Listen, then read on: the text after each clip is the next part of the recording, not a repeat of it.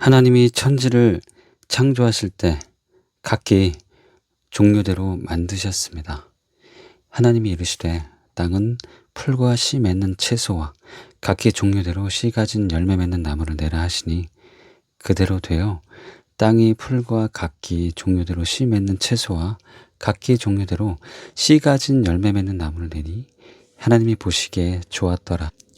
하나님이 이르시되 물들은 생물을 번성하게 하고 땅 위 하늘에 궁창하는 새가 나르라 하시고 하나님이 큰 바다 짐승들과 물에서 번성하여 움직이는 모든 생물을 그 종류대로 날개 있는 모든 새를 그 종류대로 창조하시니 하나님이 보시기에 좋았더라.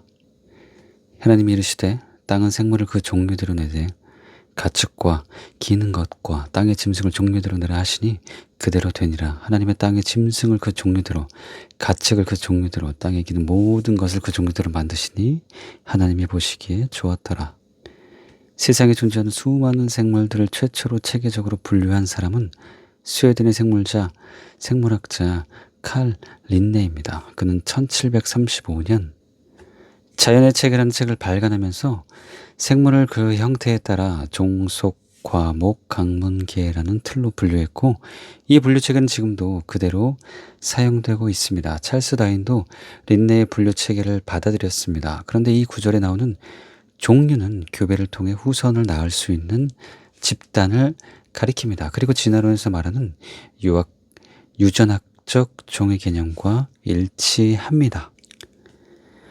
창세기 그러나 너와는 내가 내 언약을 세우리니 너는 내 아들들과 내 아내와 내 며느리들과 함께 그 방주로 들어가고 혈육이는 모든 생물을 너는 각기 암수 한 쌍씩 방주로 이끌어들여 너와 함께 생명을 보존하게 하되 새가 그 종류대로 가축이 그 종류대로 땅에 기는 모든 것이 그 종류대로 각기 둘씩 내게로 나아오리니 그 생명을 보존하게 하라. 너는 모든 정결한 짐승은 암수 7씩 부정한 것은 암수 2씩을 내게로 데려오며 공중의 새도 암수 7씩을 데려와 그 씨를 온 지면에 유전하게 하라. 그런데 각 종, 즉 종류 안에서 다양성은 가능합니다. 그래서 개나 고양이를 비롯 모든 종에 여러 품종이 있는 것입니다. 그것을 진화론자들은 소진화라고 부릅니다. 그러나 엄밀히 말해서 이것은 진화가 아닙니다. 예를 들어 하나님은 아담과 하와만 만들었는데 백인종과 황인종과 흑인종이 생겨났습니다. 그런데 자연 환경에 의해 피부색이 변한 것이 아닙니다. 하나님께서 아담 안에 원래부터 넣어두었지만 다 나타나지 않았던 유전자들이 세대를 거치면서 후대에 드러난 것입니다. 다른 동물들의 경우도 마찬가지입니다. 이처럼 진화론에서 말하는 소진화는 유전 정보 자체가 바뀌는 것이 아니기 때문에 진화가 아닙니다. 또 그들이 소진화라 부르는 것은 일어나도 종과 종 사이를 뛰어넘는 대진화는 결코 일어나지 않습니다. 즉 종내에서 다양한 생물체가 보이는 것은 당연하나 아메바에서 시작해서 원숭이가 되고 원숭이가 진화하여 사람이 되었다고 하는 대진화 이론을 지지해주는 과학적 증거는 하나도 없습니다.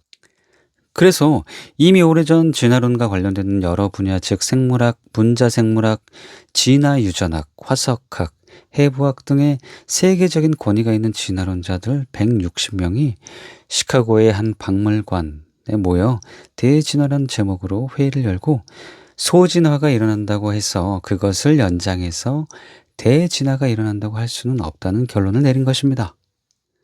진화론자들 스스로 진화가 불가능하다는 결론에 도달한 것입니다.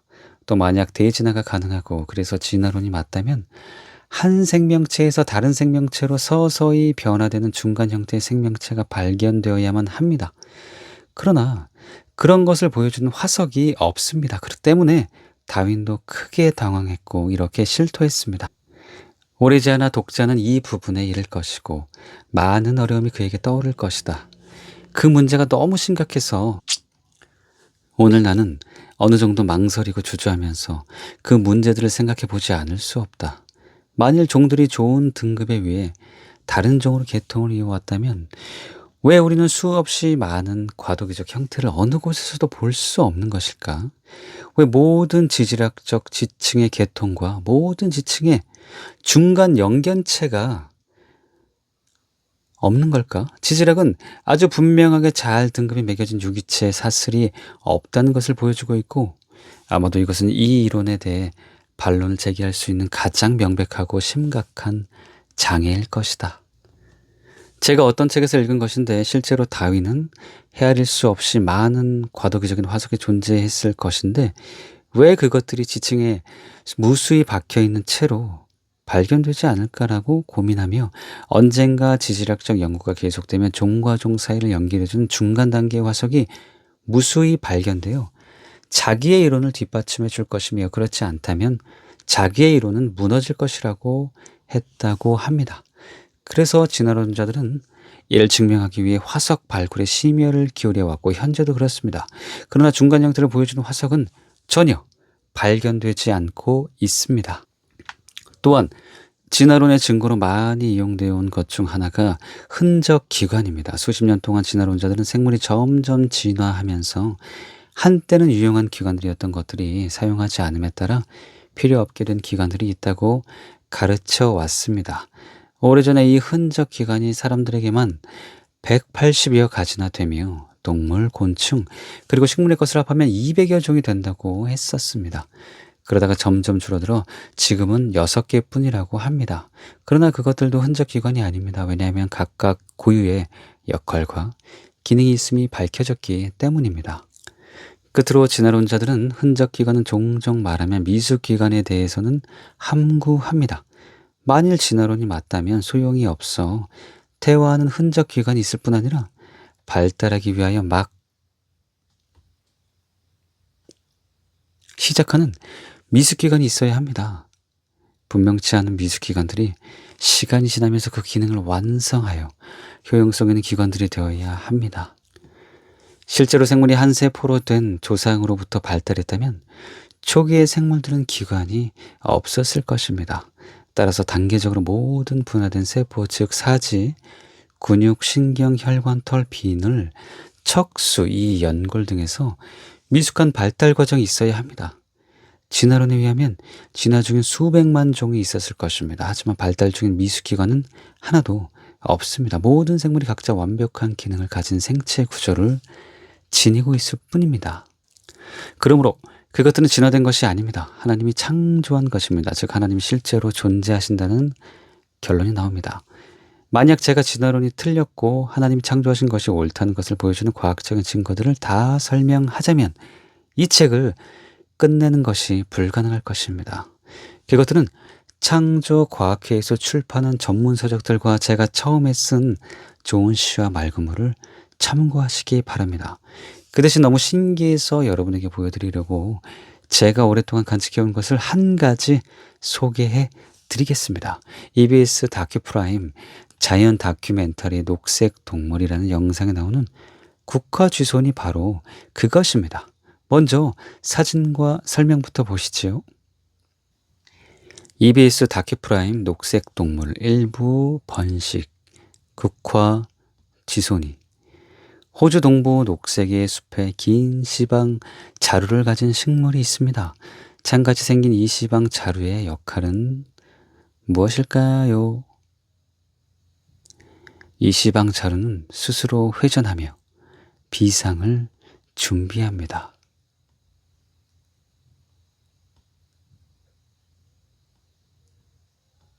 드디어 비상하는 시방 자루. 원래는 땅에 떨어져야 하지만 날아가서 풀 위에 떨어진 씨앗. 그런데 씨앗은 자꾸만 꼬리를 감으려고 합니다. 드디어 완벽한 형태의 씨앗이 땅에 떨어집니다. 그런데 이 씨앗은 왜 스프링 같은 긴 꼬리를 가지고 있을까요? 우리는 씨앗을 심을 때 심고 나서 꼭 물을 줍니다. 마치 그와 같이 국화쥐손이 씨앗은 비가 올 때 스프링 같은 꼬리가 펴지기 시작합니다. 기억합니다. 이때가 파고들기 쉽고 발화하기 좋은 때라는 것을 아는 거지요. 스프링 같은 씨앗의 꼬리가 펴지면서 회전하면서 창 끝을 닮은 씨앗은 땅을 파고 들어갑니다. 씨앗을 심는 최적의 깊이는 씨앗 크기 1.5배인데 이 씨앗은 이만큼을 거뜬히 파고 들어갑니다. 더 놀라운 것은 회전하면서 굴착 각도를 수직으로 만든다는 것입니다. 말리지 않는 꼬리 부분이 그런 역할을 합니다. 이렇게 자신을 스스로 흙 속에 심은 씨앗. 설사 씨앗이 땅에 심기기도 전에 스프링이 다 풀려버려도 상관없습니다. 씨앗은 이런 경우도 예상하고 있습니다. 건조해지면 스프링은 다시 감겨 원상태로 돌아옵니다. 그리고 비가 올 때를 기다립니다. 비가 오면 스프링 같은 꼬리가 풀리면서 수직으로 세워져 회전하면서 다시 스스로 땅속에 씨앗을 심습니다. 정말 신기하지요? 동영상으로 보면 훨씬 더 신기합니다. 제가 인터넷에 올려놓았는데 주소는 아래와 같습니다. 또 QR코드를 보시면 더 편리합니다. 이것을 스마트폰 카메라로 스캔하면 해당 영상 페이지로 바로 이동합니다. 다 보셨나요? 생각해 보십시오. 식물이 공장입니까? 일개 풀이 어떻게 스프링처럼 생긴 이런 씨앗을 만들어낼 수 있습니까?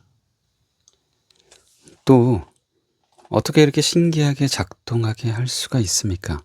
이것이 진화로 가능할까요? 불가능합니다.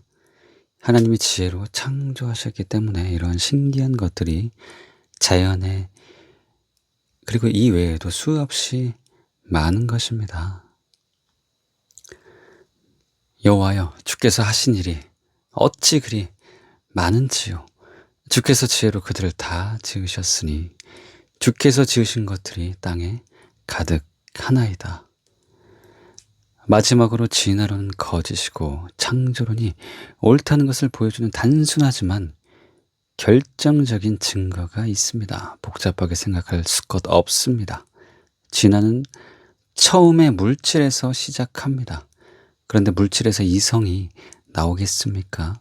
또 물질에서 정신이 나오겠습니까? 또한 물질에서 양심이 나오겠습니까? 나아가서 물질에서 영혼이 나오겠습니까?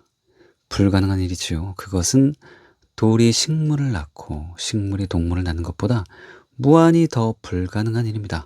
결코 일어날 수 없는 일입니다. 따라서 식물과 동물 그리고 사람은 진화된 것이 아닙니다. 하나님이 창조하신 것입니다. 그런데 놀랍게도 그 사실이 성경의 첫 구절에 기록되어 있습니다. 창세기 1장 1절 태초에 하나님이 천지를 창조하시니라.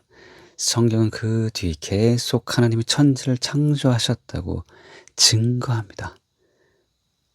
너무 많아서 다 소개할 수는 없고 몇 가지만 소개해드리겠습니다. 오직 주는 여호와시라. 하늘과 하늘들의 하늘과 1월 성신과 땅과 땅 위의 만물과 바다와 그 가운데 모든 것을 지으시고 다 보존하시오니 모든 천군이 주께 경배하나이다. 집마다 지은 이가 있으니 만물을 지으신 이는 하나님이시라. 우리 주 하나님이여, 영광과 존귀와 권능을 받으시는 것이 합당하오니 주께서 만물을 지으신지라. 만물이 주의 뜻대로 있었고 또 지으심을 받았나이다 하더라. 그런데 다음 두 구절들을 주목하시기 바랍니다. 만국의 모든 신들은 우상들이지만 여호와께서는 하늘을 지으셨음이로다. 그룹 사이에 계신 이스라엘 하나님 만군의 여호와여, 주는 천하 만국의 유일하신 하나님이시라. 주께서 천지를 만드셨나이다. 대저 여호와께서 이같이 말씀하시되 하늘을 창조하신 그는 하나님이시니 그가 땅을 지으시고 그것을 만드셨으며 그것을 견고하게 하시되 혼돈하게 창조하지 아니하시고 사람이 거주하게 그것을 지으셨으니 나는 여호와라. 나 외에 다른 이가 없느니라. 보시다시피 창조가 참신의 증거, 또는 자격임이 나타나 있습니다. 이와 같은 논리는 바울의 글에서 절정을 이룹니다. 바울이 서서 말하되 아덴 사람들아 너희를 보니 범사의 종교심이 참으로 많구나. 내가 두루 다니며 너희가 위하는 것들을 보다가 알지 못하는 신에게라도 새긴 단도 보았으니 그런즉 너희가 알지 못하고 위하는 그것들을 내가 너희에게 알게 하리라. 우주와 그 가운데 있는 만물을 지으신 하나님께서는 천지의 주제시니 손으로 지은 자는 계시지 아니하시고 또 무엇이 부족한 것처럼 사람의 손으로 섬김을 받으시는 것이 아니니 이는 만민에게 생명과 호흡과 만물을 친히 주시는 이심이라. 인류의 모든 족속을 한 혈통으로 만드사 온 땅에 살게 하시고 그들의 연대를 정하시며 거주의 경계를 한정하셨으니 이는 사람으로 혹 하나님을 더듬어 찾아 발견하게 하려 하심이로되 그는 우리 각 사람에게서 멀리 계시지 아니하도다. 우리가 그를 힘입어 살며 기동하며 존재하느니라. 너희 시인 중에 어떤 사람들의 말과 같이 우리가 그의 소생이라. 이와 같이 하나님의 소생이 되었은즉 하나님을 금이나 은이나 돌에다 사람의 기술과 고안으로 새긴 것들과 같이 여길 것이 아니니라. 우리가 우상은 세상에 아무것도 아니며 또한 하나님은 한 분밖에 없는 줄 아노라. 비록 하늘에나 땅에나 신이라 불리는 자가 많이 있어 많은 신과 많은 주가 있으나 그러나 우리에게는 한 하나님 곧 아버지가 계시니 만물이 그에게서 났고 우리도 그를 위하여 있고 또한 주 예수 그리스도께서 계시니 만물이 그로 말미암고 우리도 그로 말미암아 있느니라.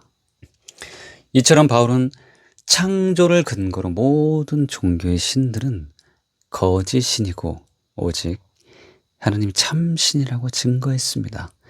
즉 그게 당연한 논리지요.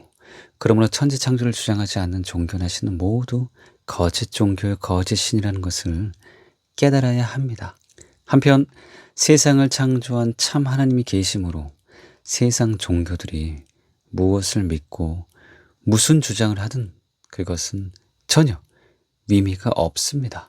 왜냐하면 하나님이 계시니 사람이나 사람이 만든 종교가 아니라 하나님을 믿어야 하기 때문입니다. 또 사람과 종교의 가르침이 아니라 하나님의 명령과 뜻대로 살아야 합니다. 또한 하나님이 심판하실 것이므로 구원도 하나님이 인정하시는 방법으로만 받을 수 있습니다. 때문에 더 이상 종교와 종교의 교리들을 비판하는 것은 아무 의미가 없습니다. 오직 창조주이신 하나님을 믿어야 하고 그것만이 중요합니다. 그러므로 여러분 모두 세상을 창조하신 참 하나님을 믿으시기 바랍니다.